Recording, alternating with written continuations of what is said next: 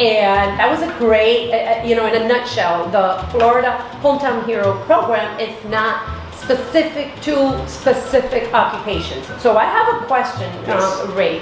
In the event that, we have a lot of folks that relocate, right, from other states, and either when they're here, if they're working in Florida, and you said full-time, right? Full-time, plus 35 hours. Beautiful. So, but let's say that their headquarters is in, I don't know, Washington State, right? Would they still qualify? What we've been told, it has to be a Florida-based company in Florida, right? So it's a Florida housing program, therefore it has to be a Florida-based company.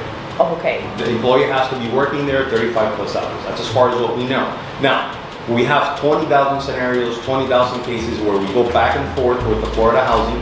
By all means, if there's any stuff we don't know, we can always reach out. They get back to us in less than an hour and a half, and we can clarify any concerns, any scenarios, okay? But what we've been told so far, it has to be a Florida-based company. Okay, and then to recap, and I vouch for that because I know with many realtors and many agents from our team as well, like one thing, you want someone that's there looking after your best interest, not, okay, I'll call you back next week or Monday. No, like within, like you get an answer because you go to the source. But so now in the opposite for those consumers out there that relocated here, right, or whether they didn't relocate, they're working here, and the company has a headquarter in another state, but they also have a headquarter here, and their paycheck is from a Florida-based company. That should be fine. Then that should be fine. That is correct. Okay, that makes sense. Yes. And what about someone with a W-2 or like a 1099?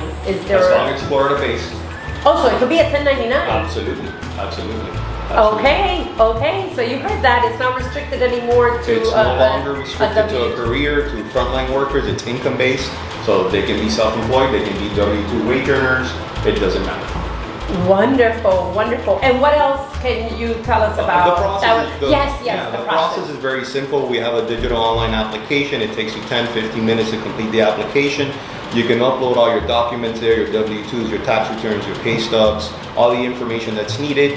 Usually within 24-48 hours, we review your file, we get back to you, we call you, let you know status on your loan. Typically what we review is your credit, your income, and your assets.